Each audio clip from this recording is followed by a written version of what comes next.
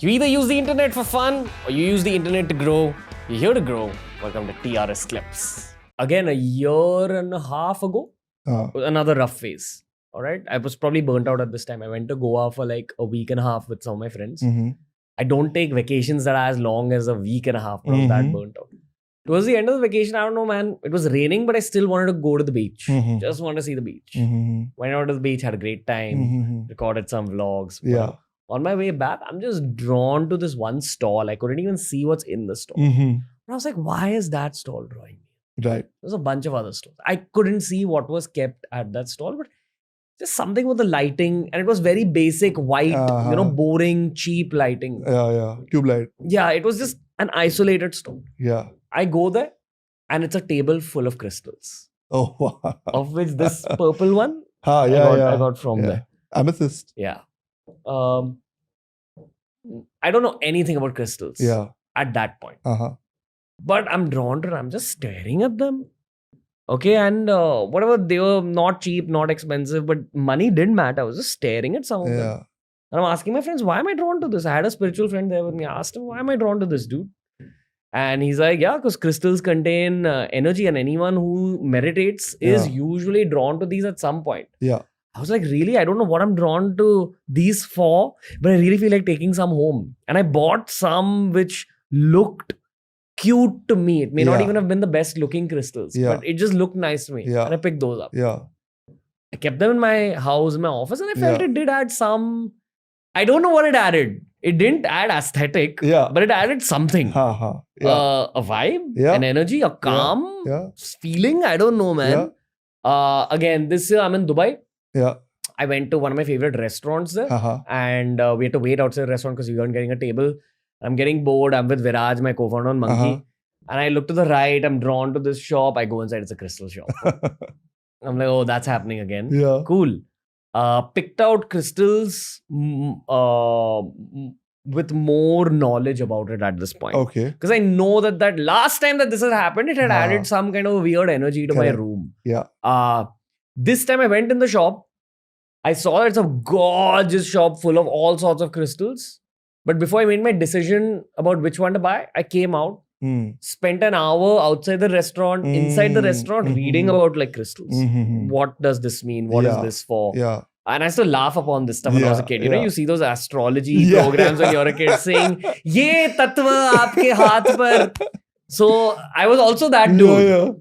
And I thought, who's into gemstones, dude? That's so weird. Now I'm the guy who's into gemstones. So I'm reading about it, getting in the knowledge. I go inside the shop. I start a conversation with the shop owner who's Pakistani. Okay. And I asked him, does Islam have an angle for gemstones? He's like, yeah, the subcontinental version of Islam especially, it does have somewhat of an angle. And they also collect certain crystals. And I'm exchanging Hindu and Muslim notes, etc. And he told me that only pick out the crystals that you're actually drawn to. That's a rule I follow myself. That's a rule generally people are supposed to follow. Because he's like, the wrong crystal might have wrong effects on you also. So don't pick out everything. I'm not here to take your money. Just pick out the ones which are speaking to you more deeply. Got it. I sent my team out and I was just alone with that guy in the shop, just discussing crystals, understanding his learnings. Got it. Picked out a few crystals. Got them home. Yeah. It is definitely an effect in my life. And it might just be placebo. Yeah. But why do I feel so much more internally strong? Why my meditation's going deeper? Why are career opportunities coming my way? So, see, the challenges with a lot of these things, Ranveer, there is a dictionary meaning of a word. And then those words are very loaded. So if you say vibes, there's a dictionary meaning, vibration, right? We speak, there's a vibration. So we carry that vibe. But we say vibes as like some sort of happy, clappy, hippie comes into mind, right? Same with woke. Same thing is happening, right? With idol, same thing. It's got a meaning, but it's a loaded meaning that's added onto it. So crystals, vibes, all of these things are slightly, to understand them, we have to let go of our ego a little bit. Because our ego is such that I know everything. What do you? I'll sit here and I'll judge Ranveer. Yeah. It's almost derogatory for someone to speak about crystals. Very much so. Now, but the reality is, all that we are is the earth and the 5 elements of the earth manifested in a different construction. Right? Calcium, skin, whatever we have consumed through our food has manifested in our body. So you can say this body is earth in a different form, right? Earth and the 5 elements in a different form. The thoughts that are in our head are also conditioned by the earth, i.e. by the food that we eat. If we overeat, we have a certain type of thought. If we don't eat enough, people get hangry. What is hangry? Earth is not engaging with earth. So that's creating that hangry is a warning sign saying, go eat something. Yeah, because you're out of whack. So what we physically are is earth in a different form. What we mentally are also is influenced by the earth in a different form. What are crystals? Crystals are coming from the depth of the earth itself. They are gemstones created because of centuries of pressure put upon them. Yeah. So specific elements that have had that intense pressure have transformed into something different that we are now attracted towards. Centuries of intense pressure on a carbon atom has now transformed into a diamond. In the same way, lifetimes of intense pressure on this body, that is the earth in a different form, or this mind, that is the earth in a different, has transformed into an evolved being. We are from the earth. We are guided by the earth. And this is where like energies and things, they come into play. If we have an open mind, then Bhu Devi, the earth goddess, Bhumi, Mother Earth, will draw us and guide us. But if you have a closed mind, then this is just fodder for people to make YouTube videos and gain views on your name. Saying that, oh, Ranveer talks about crystals. Which will happen now. Inevitably. Yeah. So we'll sit back and watch. See, the thing is, we're all walking unique journeys in life. If you go for a walk on the beach, some people will be really drawn to the shells. Other people won't even register that they're there. Why? Because we are earth walking on earth. And there's a conversation that's happening that we are not even aware of. Our perception is so limited. We think that we are talking here face to face. But there's a completely different cellular conversation that's happening all the time. And so the elements that we bring into our life, the elements that we bring into our space are influencing us in ways that we don't realize. And for people who are going through high pressure, they will have these elements come in, and at the right time, they will disappear also. Do you want to hear a story? I'll give you one. I found a Gomti Nadi ka stone, Shaligram stone, that was energized and given to my mom by a sadhu. And said, ये ओम के लिए, मैंने उसका chart देखा, उसको ये पहनना चाहिए. By energized, you mean mantras were chanted? हाँ, mantras were chanted. It was, or it was cleansed. I don't know whether it was potency was put in or it was just the mantras were to clean it. But it was energized and given to me. Now I was like yours, that was a bit, weird, but fine. It's a nice looking ring and it's from my mom. So as a gift, I'll wear it. I wore it. It helped steady me in terms of my spiritual practice. It was there with me while I was achieving some important goals for myself. So in 2018, I ran the London Marathon. We raised thousands of pounds, like lakhs of rupees, for charity. And it was there with me throughout. And I not that I could say, oh, I was wearing this ring and suddenly I have, Captain Planet powers. But I realized that in retrospect, there were certain things that clicked after this thing happened. Yeah. And that's why I should really cherish that thing, not just as a gift from my mother, but also something that was quite special to me. And then after a point, I started to see that it was becoming loose. Not that I had gained weight or lost weight or anything like that. I just started to see that it was becoming loose.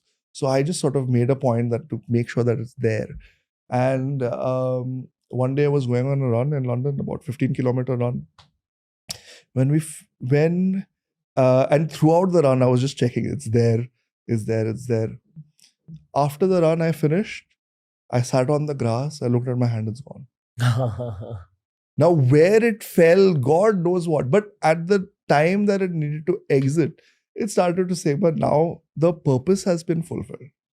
So now that the earth element is taking the earth, taking it back. Or it went to someone else. Or it went to, who knows who might have needed it? Who knows who found it and what inspiration they got?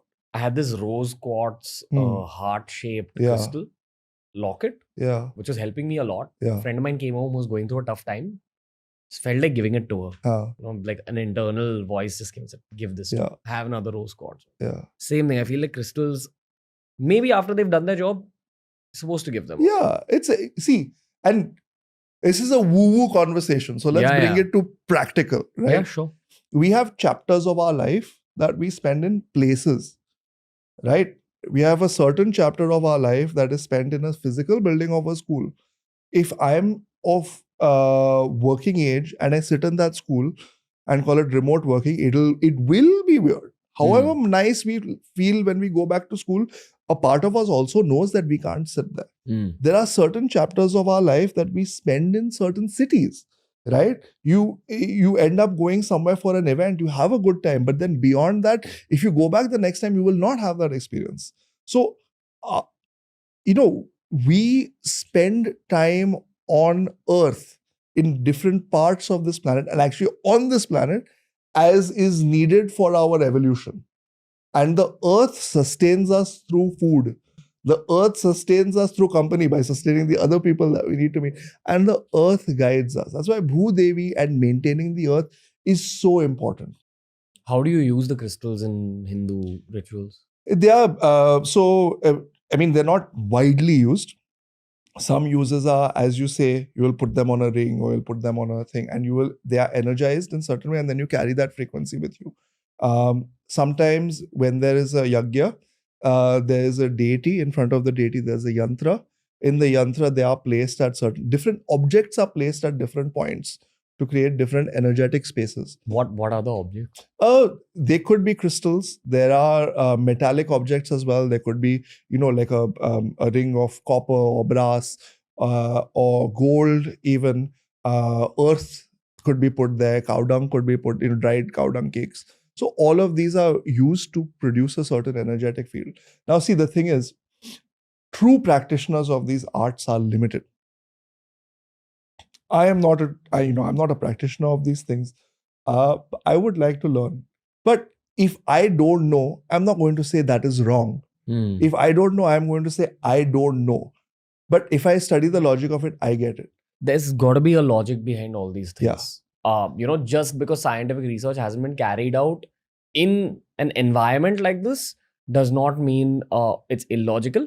And in saying that, of course, there's a lot of people who are probably using it wrong or just not going about the practice with a sense of logic or not understanding the why behind the what. Exactly. So I started my day at Govardhan Eco Village, which is 3 hours outside of Mumbai. We had beautiful morning aarti at 5 a.m.